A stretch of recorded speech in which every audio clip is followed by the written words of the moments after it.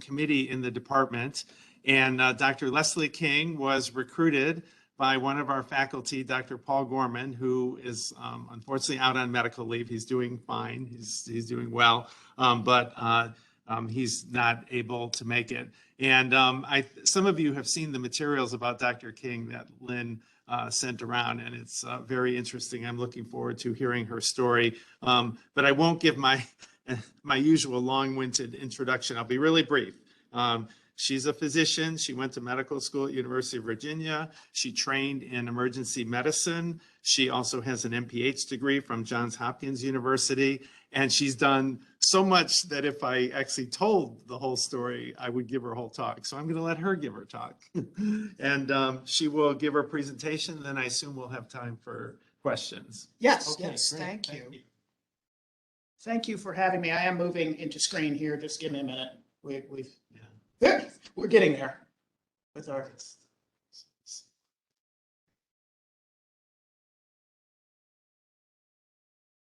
Okay, so there's only 3 of us, well, Dr. King and 3 others of us in the room here, but there's 23 others on WebEx, Okay. so you have a nice audience to listen to. Hello, all. Can you, I know that the folks in the room here can see me. Can you guys see me okay out there in the world? Or am I just a voice talking? Yeah. No, Okay. Okay.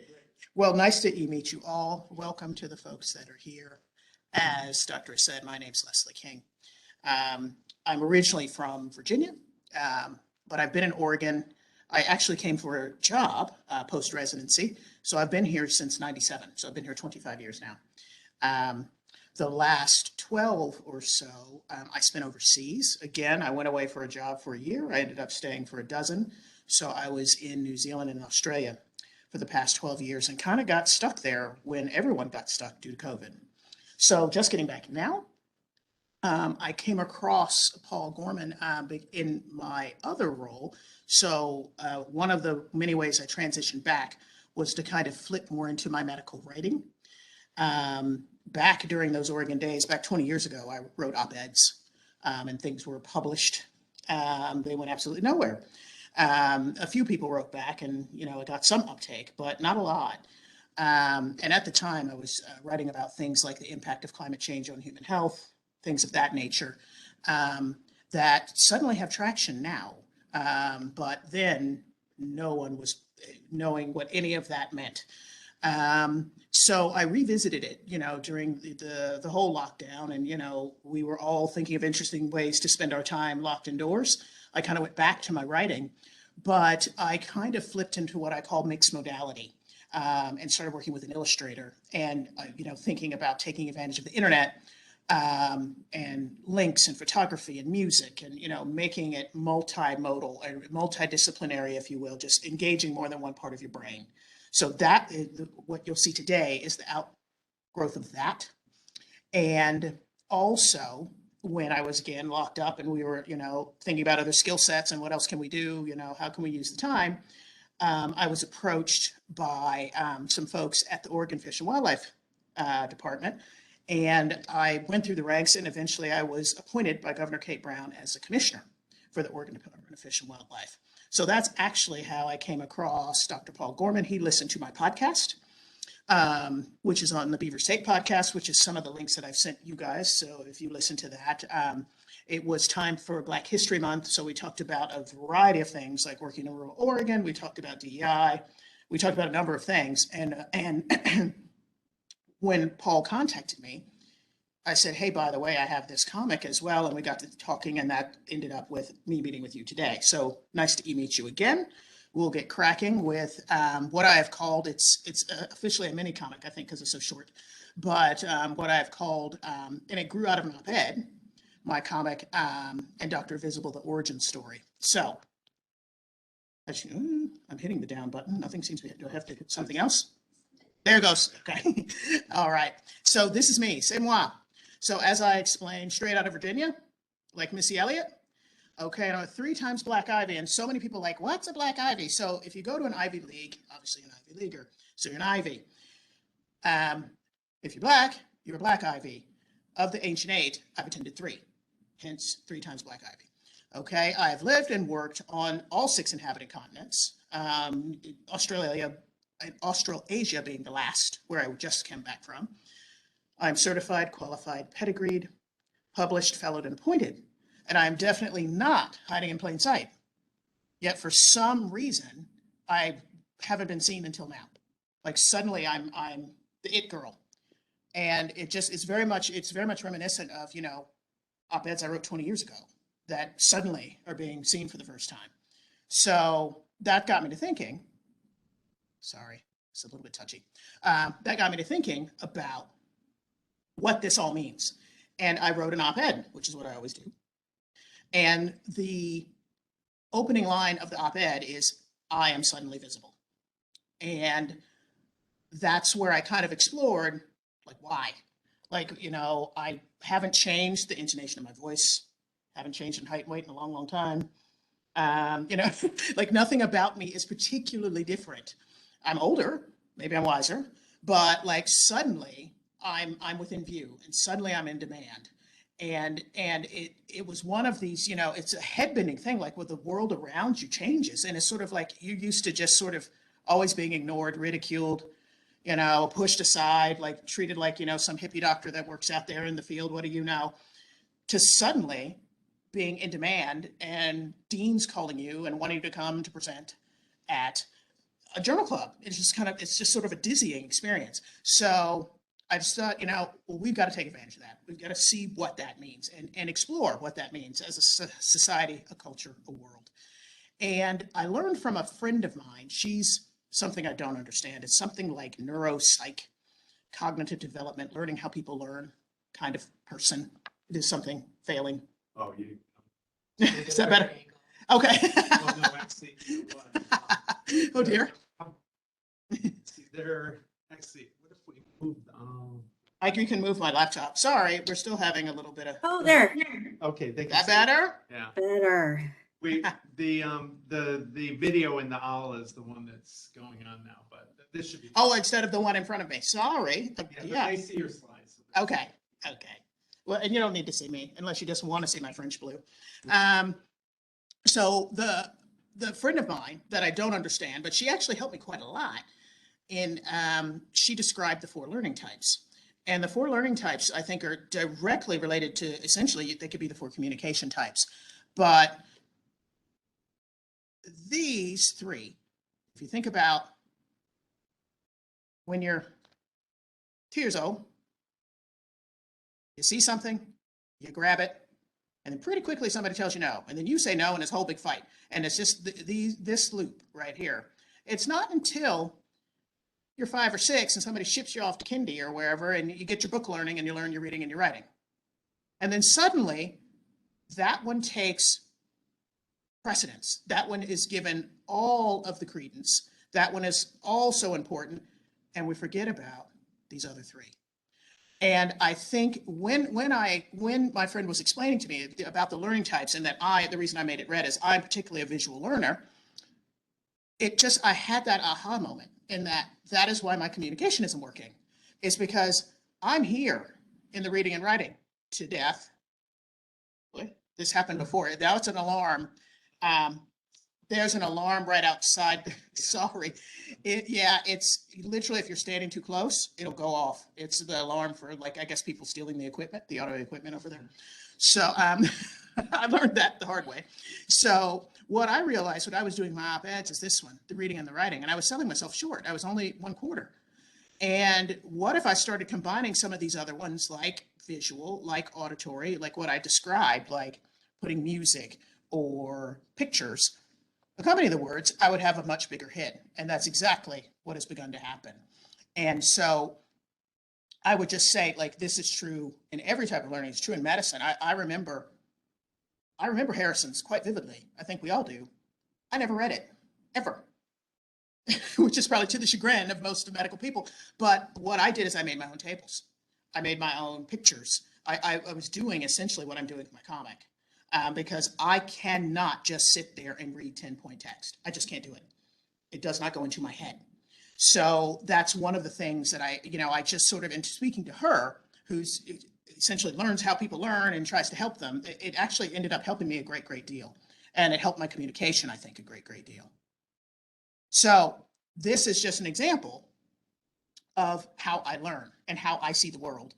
And when I was presenting this as a project, it started as a project for a Harvard Media and Medicine writing project.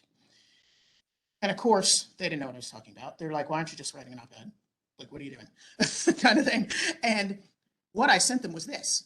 I just made this on, what do you call it? The hypertext or it's the little thing like within PowerPoint where you can make the little models and, the little hierarchy charts. That's what I did. I just picked one that had circles. And what I just demonstrated is COVID is taking all the oxygen out of the room.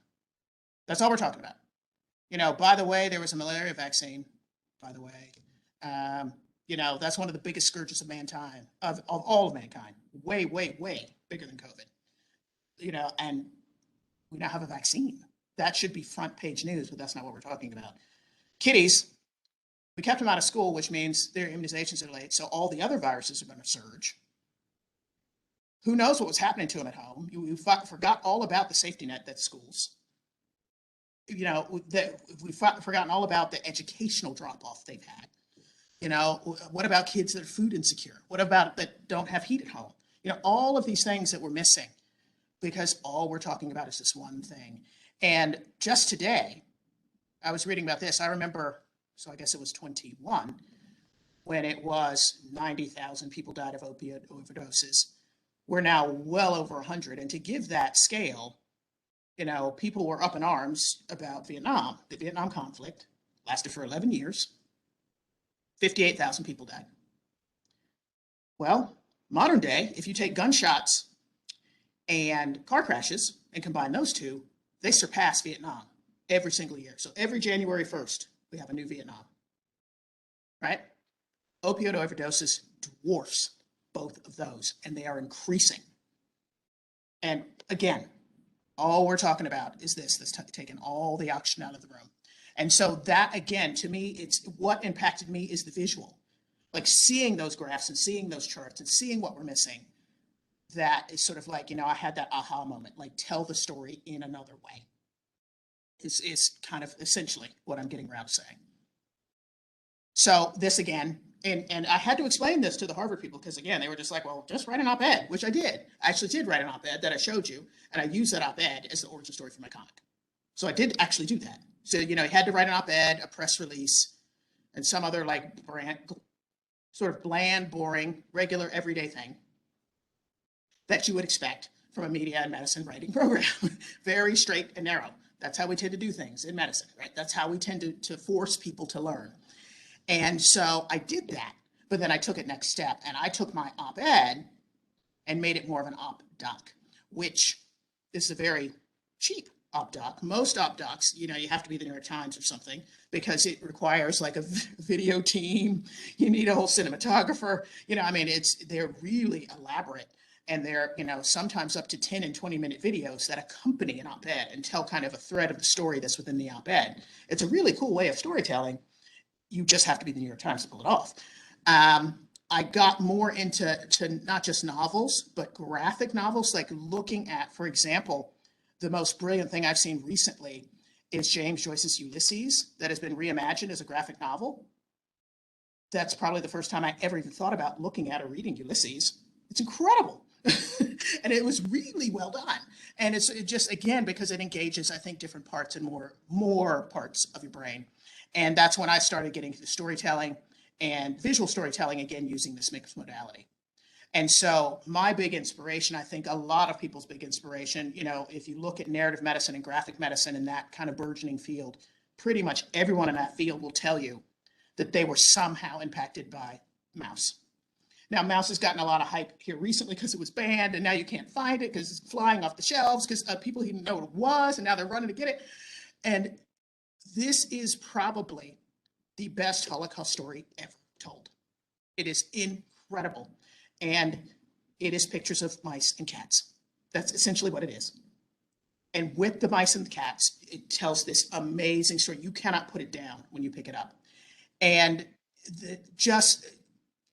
I think anyone who's ever seen it, you go away changed, and you just think, what have I been doing this whole time? You know, it kind of, and this was before there was a thing called a graphic novel. Mouse basically created it because when it won the Pulitzer, it won it in a special category. They didn't know what the hell to even call it. They just kind of like, you just win. You know, we'll just give you a special category. And, you know, now we have a thing called a graphic novel. We take it all for granted. It is because of this book. And of course, it's been revisited, and there's now MetaMouse. There's all the different volumes. There's different sizes. It's been banned. Now you can't find it. But I think this was the groundbreaking novel. From there was Persepolis. The most recent really amazing example I can think of is March, which John Lewis has reimagined his entire story on the Edmund Pettus Bridge and all of that as a graphic novel. Again, akin to Mouse. It's a 3-part in a slipcase volume. Incredible stuff. And of course, there's the written, all the things that we know about John Lewis. But reimagining as that graphic novel, it tells the story, I think, anew. So that's kind of what I hope to do. And what I also hope to do is again, thinking about the types of learning and all the ways that we learn. You know, the original Matrix was groundbreaking and amazing. Of course, the prequel, the sequel, the reboot, everything since then was just absolutely stupid. But if you remember the original Matrix and the remember there is no spoon moment, to me, that says it all, is that we create the constructs of our own reality. We decide the norms. You know, you think about currency. What gives currency any worth? We decide it. You know, each country makes their own. You know, at the end of the day, when you look at it, it really is a piece of freaking paper with, you know, fancy drawing on it. But we decide what gives it worth. And that to me is what always resonates from this scene to me, is remembering there is no spoon, is that if we create it, we can uncreate it. Like, we're the ones who decide, oh, well, that's like a silly child form of communication. Why?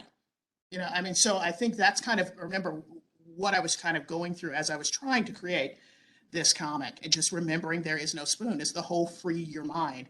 And if you remember, if you saw The Matrix and the character of Neo, once he did free his mind and remember there was no spoon, he could, quote, fly. And that's exactly it, is that we create our own limitations. So again, we can uncreate them. And this one is just, you know, I've worked a lot with Native people all over the world. And this one, you know, he's not winking. This isn't like some American cutesy. This is on purpose, the Inuit storyteller, meaning the people of the Arctic Circle, with one looking forward and back, one looking within and without. And again, that is so key to all storytelling, and remembering there is no spoon. That, you know, when I saw this, a friend of mine who knew what I was doing sent me this. I remember staring at it for a really long time. I was got to use this for something. But I think it speaks to what I'm trying to create with Dr. Invisible. And so now you know the story of how I created it. Hopefully you saw the PDFs. For the folks here, I actually made a booklet. So, and again, officially it's a mini comic because it's so short, but essentially, if you imagine just 11 by 17 folded in half with some staples down, that's what it looks like in real form, as opposed to just a PDF. And again, you're always messing with what modality you're in, because when it's online, it scrolls. Whereas obviously when you read it in English, it goes left to right. So you have to always kind of be conscious of what you're actually looking at to make it make sense. Because there's a huge genre. I just learned of today, manga. They're Japanese comics that are translated. And you, of course, because it's Japanese, you have to read them the opposite way. And it's just this whole completely mind-bending thing. So, I mean, I think that, again, I think it's important because it forces you to use other parts of your brain. So without further ado, this is the comic. Now, this breaks a lot of rules of comics. Again, this is my first stab at it. Many of the because Portland State and Portland Community College, they actually both have departments of comics. And that's how I found some of my illustrators. And one of the guy who's a professor of comics just he was just kind of appalled. And, you know, but I said, these are two people. I said, you got to remember, neither one of us knew a thing about comics, and we made a comic. So, you know, give us a break here. But officially, a comic is 5 panels, 30 words or less per page. So the point is, you're telling a story with the pictures. Now, if you look at many comics, if you ever look at Mouse or Persepolis, they broke the rules as well. And so much of it is like originally they were big, they were tabloid size. So like there's many more per page. So when you shrink it, it looks all funny. That sort of thing. You always have to keep in mind like what you're looking at. So essentially, because I knew you guys were looking at it as a PowerPoint, what I did is I made the whole spread. So this is a 2-page spread. So you start here again, and I always say, remember the Z in English. So you start top left, go across like the Z, then down, and then across. And depending on how many panels you have, like for example, Mouse, it'll have 2 or 3 of those where you're constantly, like think of like the old-fashioned typewriter where you're constantly hitting the return. And you don't have to do it. The thing about pictures is that you don't have to do it quite that way because you can flit about. Because so many people I knew flitted right to here. You know, so I mean, and then they went back and went, wait, you're dead? And then they went back and read the next, you know, and so it is about what you see and how you see it. And of course, that is determined by your perspective. And the order doesn't matter because you can always go back and regroup. So this is, again, you start here, go around, here, that, and then the same thing with this. And this is page 2. It's the spread if you're looking at it like in a PowerPoint or here live on the paper. And again, as you go across and then you come down through the inset, that was done on purpose, the inset, and then like where I died, my glasses come off and I'm like rolling around looking host. And again, across and then down and across. So that's how all comics work. And the key to comics also, I think what makes them an amazing medium is all the stuff you can put in it. The things on the wall, the things in the text, the clothing that they're wearing, the calendars, you know, all that sort of things. It's the story behind the story. So many people have told me that they've read it 3 times and each time they saw something else, which that is the point. Like that's hopefully the intent of a comic. And officially, this is what's called an explainer comic, which is kind of a rising genre of taking complex topics and using, again, more than one modality to get to the story. So this, again, doesn't have quite the effect when you're looking at it on a PowerPoint, but when you're flipping through the pages, you go from black and white to color. So kind of a Wizard of Oz style is what I was kind of trying to create with that. And again, the same thing, you start at the top left, and you go across with the Z. And again, all the different things that are here and buried, like things on the bookshelf, quotations, etc. Who's on the podium, all these things. Like I tried to kind of bring all of those things to life. And you can do so much. Like, for example, you have to still write a comic. So for all the people that were really appalled, like, well, you write so well. I'm like, but I'm still writing. Like, you have to write a comic. And then the illustrator can then combine, and you literally, it's a fancy horse trade. Like the writer and the illustrator have to work together. You have to be in sync, and they have to understand what you're trying to convey and then draw it properly. And a lot of times, you know, like they were able to combine several scenes, like in text, they could do it like quickly in a picture. And again, I think that speaks to the combining the modalities. And I think ideally, one of the things like this is you start here and then you go and read the op-ed, or you go and read an article or a text, or you go in and go further. This is in many ways an entry point. It's a way to get you thinking and talking. And then this, if you see the top, made you look, did you see? Because I'm still playing on the invisible part in that all throughout that comics, there are Easter eggs, like Cohen style Easter eggs. And the question is, how many of them did you pick up? And I remember when I first showed this to Dr. Gorman, he was just looking at me and said, "You're going to have to explain this to me." And that is exactly the point, is that it's supposed to be that conversation starter. Like, you know, did you see Foxy Brown? You know, did you know that Blues Boy Riley was from Indianola? And what Mississippi Homecoming represented, etc. You know, did you see, you know, all the nods to Zora Neale Hurston, the Clotilda, and Cujo Lewis, and all those things? There's so much medical and Black history. There's so much in there that, again, many people, like I said, every time they read it, they saw something else. And that was the point, and that was the goal. And online, for example, if I go back, for example, like when I fall out of the truck, like a turnip, like I actually move. It's a little motion, a little thud sound kind of thing. The buffalo soldier rears back. The I guess mist fog, condensation from the tea moves. My arm moves as I'm brushing my teeth. All of these links, like weathering effect, there's links to that and what it means. And I specific and imposter syndrome, and specifically those are there because how they affect Black and brown and female professionals, or not just professionals, but all of us, frankly, like what that means exactly. So moving on, speaking of weather effect, this is a man that we should just never say his name, ever, ever again. The University of South Carolina, where he was from and the medical school was named for him, has taken his name down. The College of Obstetrics and Gynecology, their Williams Obstetrics has a huge foreword that explains who this guy is. And yes, he created the speculum, but we're not calling it the sim speculum ever again. And why? And why? I'm not sure this is going to work. If we're going to say somebody's name, say Lucy's, Anarcha's, or Betsy's.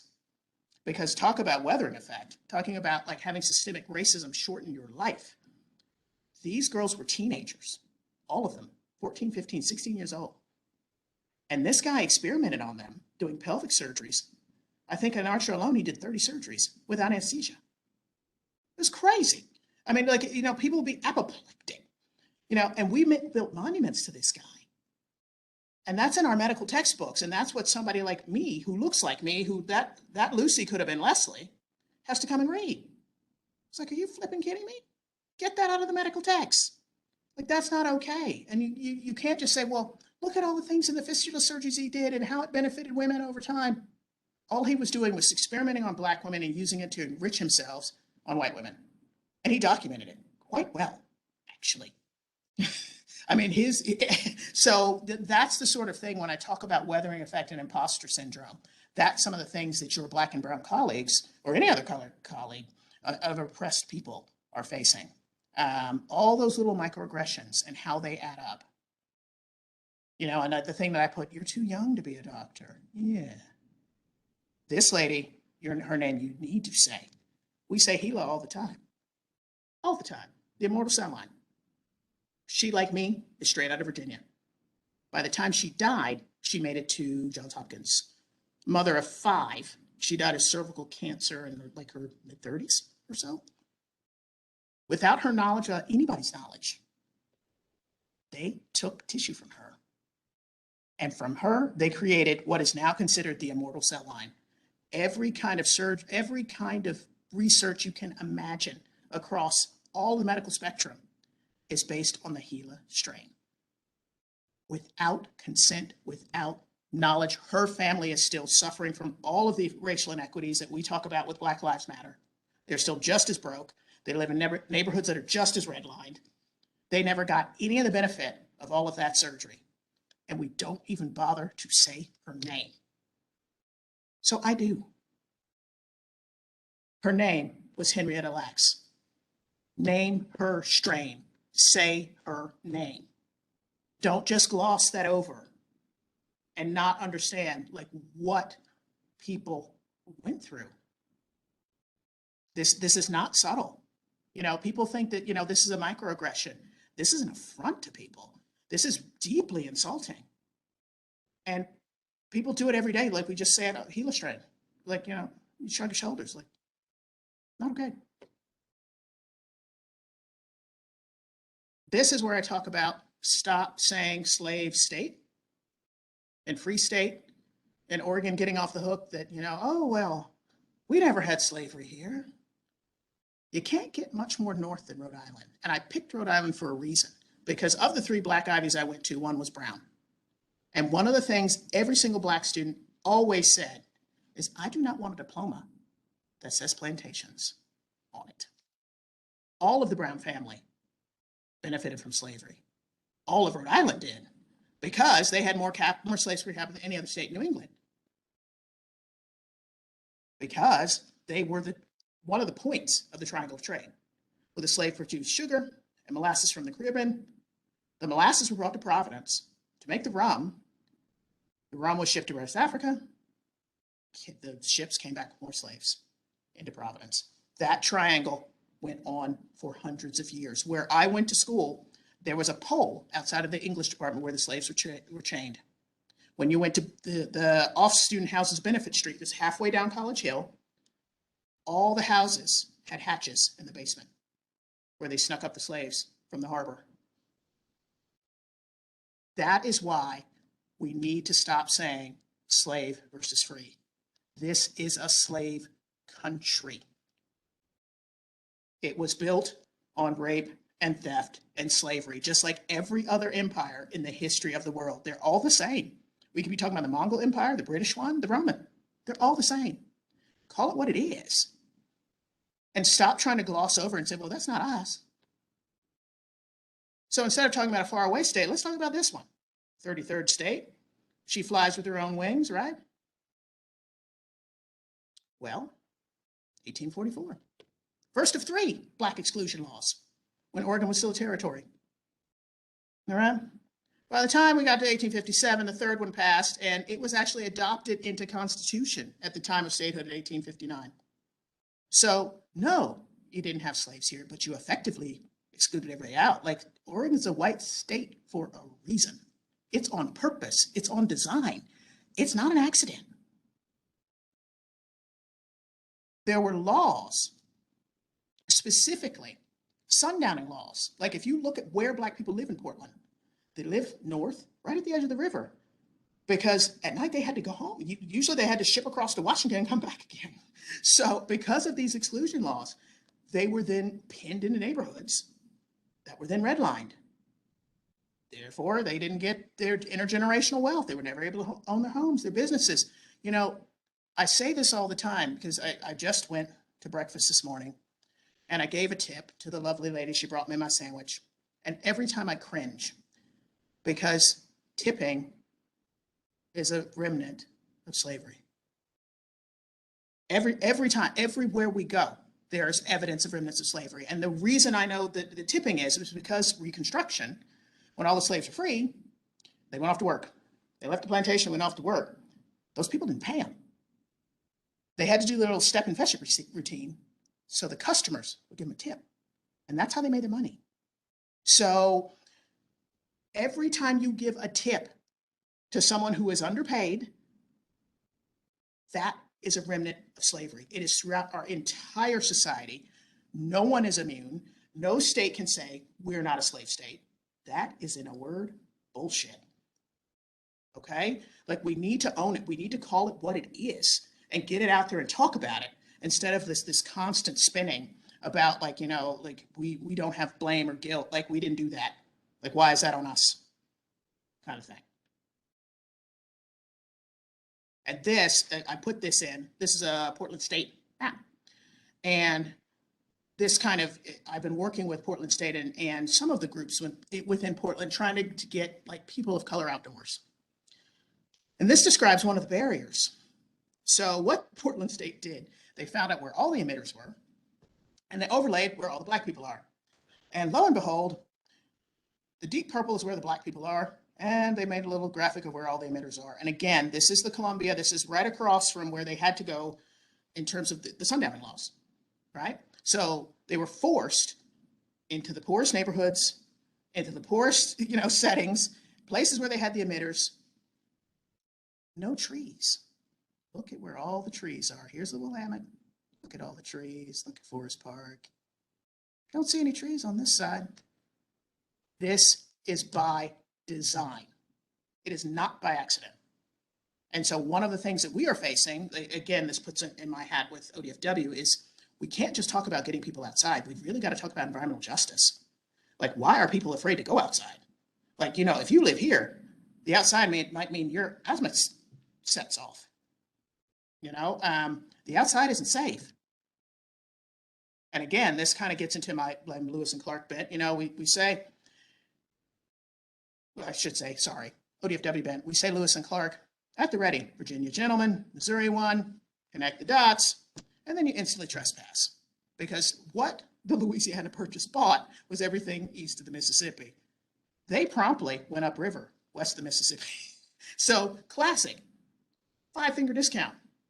You know, classic, you call it manifest destiny. Theft of the whole of the place, even when you bought it. Okay? Could we also say York and Sacagawea? And I'm not even sure if we're saying that right. Sacagawea. It's definitely not Sacagawea. That much I know. York was Clark's slave. He went there and back again as a slave. All he asked was his freedom. Clark just sold him to his brother, said, oh, get rid of him, shoot him, I don't care. And so where York asked to go was Kentucky, where his enslaved family was. And so his statue is actually in Louisville, Kentucky. Sacagawea was Shoshone. And not only did she make sure a whole bunch of white boys ended up as fish food, she was pregnant, had a baby and a toddler. This was a 2-year journey out there in the wilderness with a kid. And we don't even say her name right. There is at least some justice because she was Shoshone, and by all counts, most historical accounts, I should say, the Oregon name, state name, is like over half of state names are derived from Native American languages. And the Shoshone phrase, Agua Pion, means River of the West. So most likely it was named because of her and her people in the Shoshone. So at least there's that. But that's all. And her statue actually is Lewiston, Idaho, of all places. It's something like that. But again, this is all part of the National Park Service because they're doing a lot to bring other stories into outdoors and public spaces. So that gets a little bit into my role with ODFW Commissioner. And I think this is the end. I put this at the end of the paper version. I just sort of did a CV as a map. And it was because it was booklet style. And we had to, I think we had 10 pages and you had to do 12. So we needed another fold out. And so I did a map. And this gets to a little bit, if people want to have the discussion about rural medicine and some of the places I worked, like particularly my most recent was Rural Flying Doctors. So we did a lot of remote area work with Aboriginal peoples in the outback, things like that. And same, you know, in Alaska, in Four Corners, a lot of work with Native and Indigenous people. That's why I know so many of these tidbits about Sacagawea and some of the state names. So that's kind of an aside. If we have time or if we want to talk about that, I just put in the end, like I said, I needed 2 extra pages for the booklet. And I think that might be it. Yep, that's it.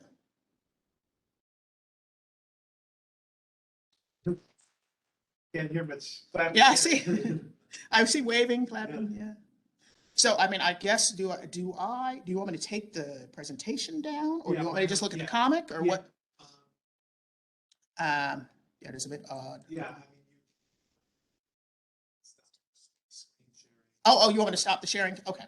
Unless there's more you want to share. No. I didn't know if people want to see the comic more. Or they obviously I sent it around. So, yeah. So stop.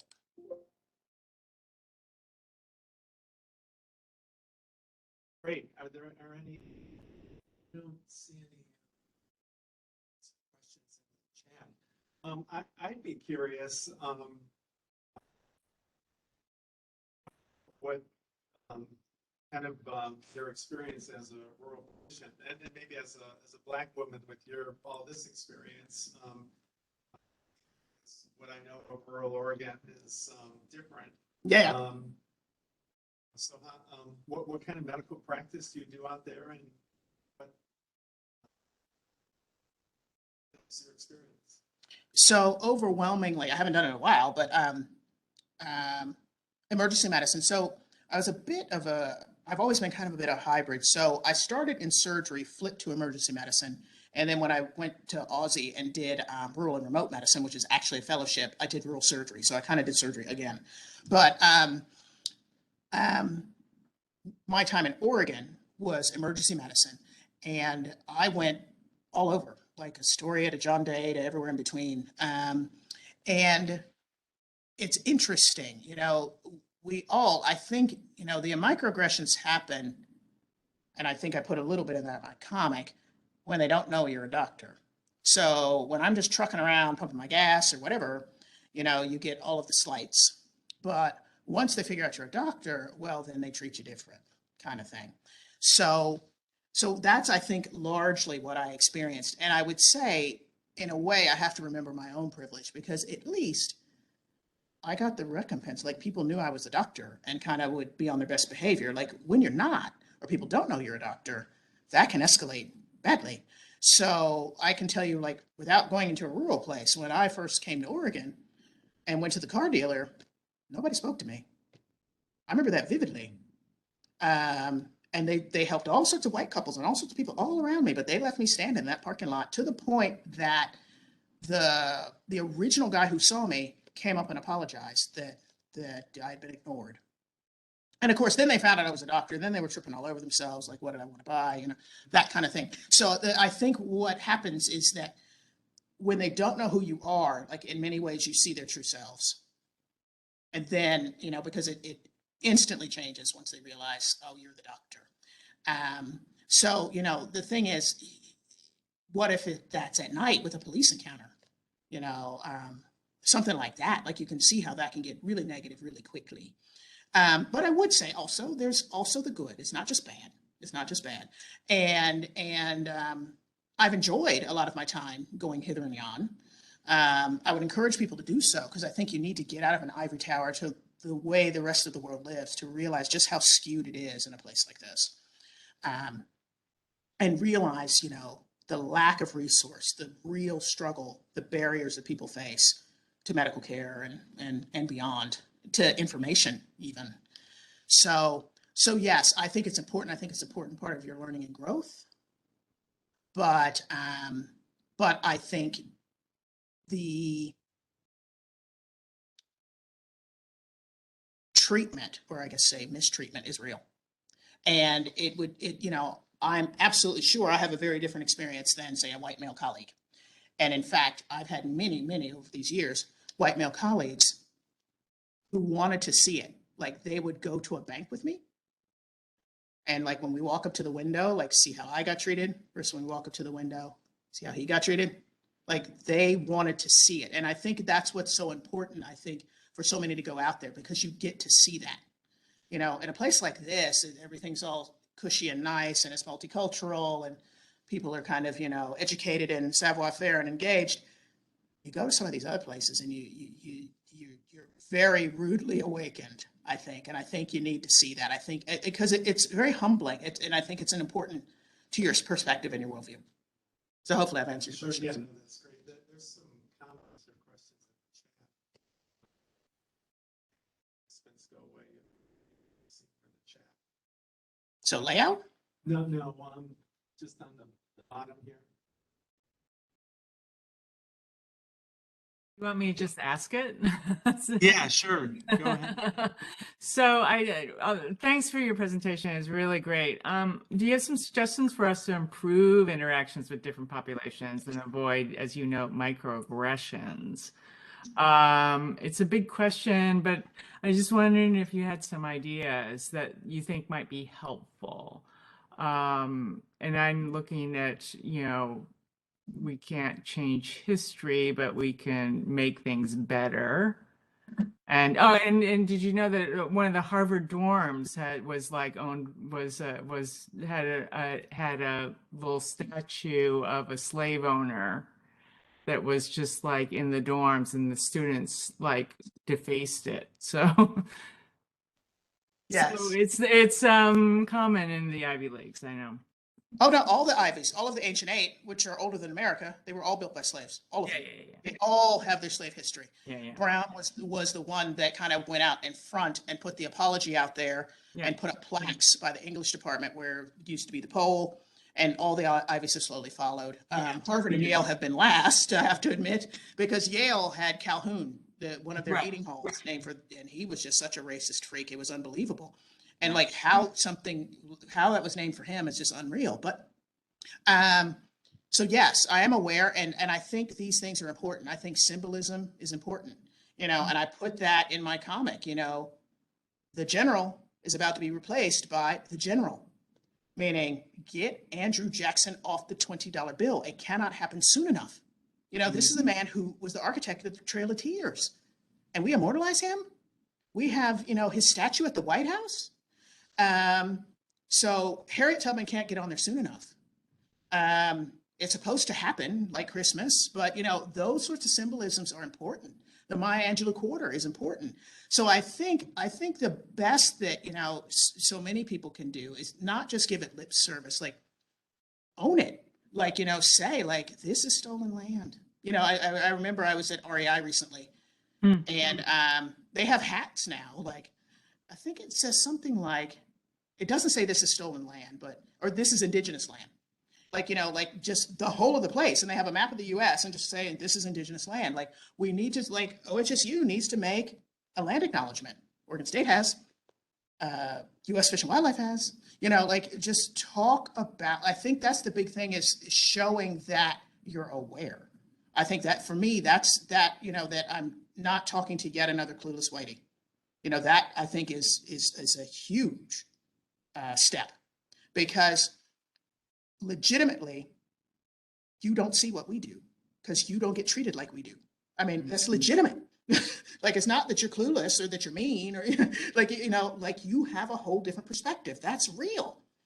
And so, like, I think the people that go out of their way to kind of learn, like, okay, like the heavens open for me, like the society was built for me.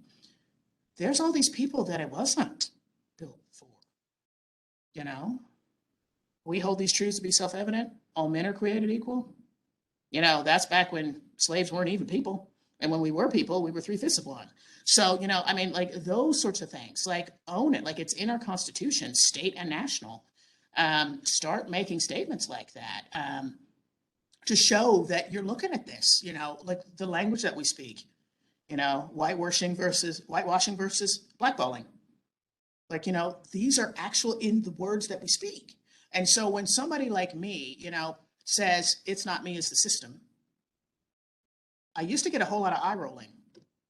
Like, what? You're a 3-time Black Ivy. Like, what the hell's wrong with you? It's not the system. You're fine. You're doing well in the system. And then you say a word like blackballing. That's the system. So, you know, that's kind of what, you know, and it was interesting.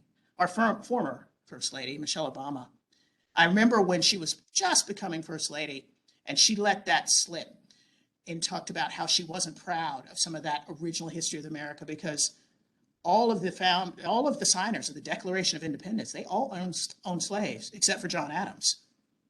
All of them. You know, and we hold these truths to be self-evident, that all men are equal, created equal, while you're owning people, you know, and she called that out. And she was savaged for it. I remember that vividly. So that's kind of what I'm saying, is that acknowledge that that is real. These are facts, people. This isn't propaganda and stuff that I'm making up. Like, you know, those Black exclusion laws are on the books. You know, those maps are there for all of us to see. Where are the trees? Where are the emitters? Where are the white people? Where are the Black people? It's all right there. It's right in front of your face. So I think, to me, I think owning it and acknowledging it, and because that's how you begin. Like, you know, it's the whole recognition is the first step to cure. That's the way I see it. So hopefully I've answered your question.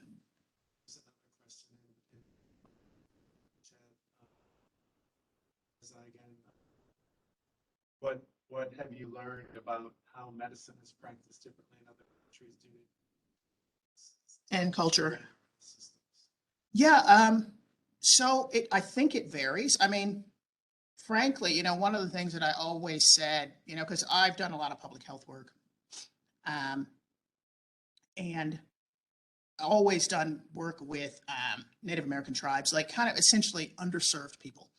And you can go to Four Corners. You can also go to Northeast Portland. Like, you don't have to really travel or go anywhere to find underserved populations. And so I think some of the differences in cultures and health systems that you're talking about also exist, like literally within the city. So, like, for example, if you go to Southeast Portland and the Mercado and you hear Russian and 5 Asian languages and Spanish and all of that, you can get into all sorts of differences in cultures and health systems and expectations. You can do that just by going down 205. So yes, there are some, but there's kind of certain universal truths, I think, when you have like Australia and New Zealand that have the same history of, colonizer versus native, and that whole dynamic of white supremacy, you kind of get a lot of the sameness that you would get in the United States. Now they fund their health differently. So that's, I think, a key metric to note is that the US is all by itself. The way we fund healthcare or don't is very different than the rest of the globe. And so seeing that difference, I think, is important as an American doctor because it is quite glaring. It's quite shocking. And, the beauty of America, the thing that we focus on is that it has no ceiling. But I think what we're seeing right now is also noting that it has no floor. And the way those other countries fund their health and social systems creates a floor that's very different than what we see here in the US. So those countries do not have the massive homelessness problem that's plaguing the entire West Coast and the entire country. That disconnect is something I'll never get used to because we have less than 5% of the world's population, but over 50% of the world's wealth. And we have a mess like that going on with people like in the street. Whereas countries that are much more modest seem to have a much better handle on these kinds of things. So I think there's much to be learned by that, but I think some of the culture, it's strikingly similar. Like when you see a marginalized, disenfranchised subset within a culture, like you start to see the same things. You start to see the alcoholism, you start to see the same health impacts. The language changes, but the struggle doesn't.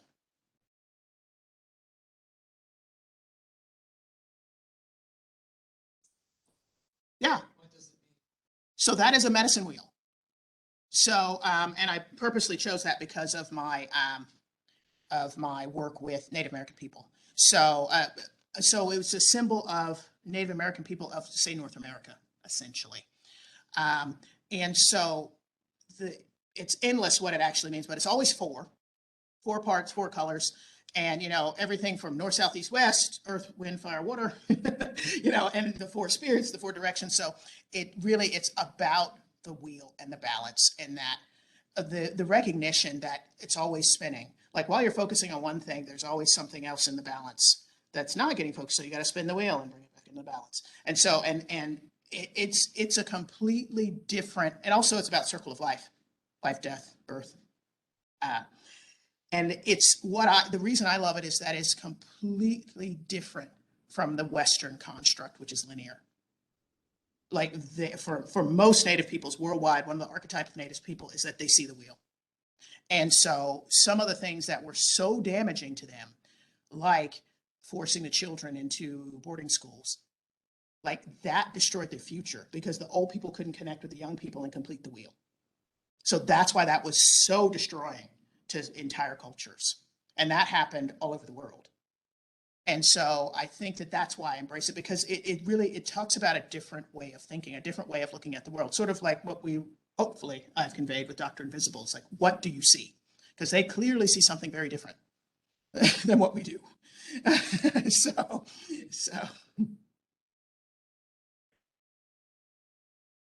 Oh, sorry. It's an hour. Yeah, yes. Well, and also I didn't know how much discussion or how much you wanted me to drone on at you or whatever. So.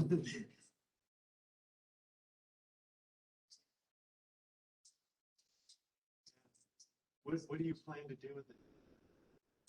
Well, that the now what is why I do things like this, why I've printed it, why I'm getting other eyeballs on it.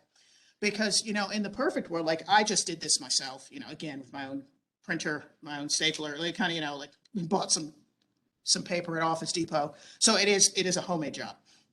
I would like for it to be kind of more professional. I would like to kind of get grants and really flesh out the story because I made it 4 pages because that's what I could afford and that's what we were doing. And we had a project at a deadline. But I would like to, in the perfect world, to kind of flesh it out and make it like a little graphic novel or tell more of a story and get deeply more into some of these issues that people raise because many people read it and they're like, we want more. Can you talk about this weathering effect? Or can you talk about what it was that you went overseas and did? There's so many aspects that I could do, but not in 4 pages.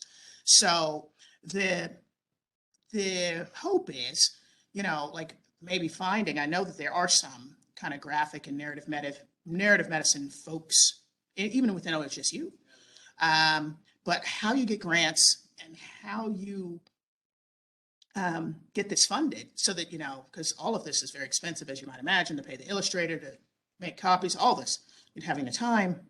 I would love to kind of get some kind of grants to allow me to build this more. And if that means kind of being somewhere in the academia space and like giving lectures and then while you're doing grants and like slowly creating, because I think academic space is best suited for something like this. And so far, the people that I've worked with, like I said, the comics, they are in Portland State and PCC, they're in academic settings. So yes, still learning about where those grants exist and how and all of that. But, you know, that's part of why I did what I did, to kind of, you know, be like a 2-year-old, be like, look, you know, I want to do this. And because people understand that a little bit better than me trying to describe it. Okay. Thank you very much. And I hope continue our thanks again. Yeah, thank you. Thank you for having me. Thank you, Bye. Dr. King. What's that? Thank you. Thank you. All right. Thank you.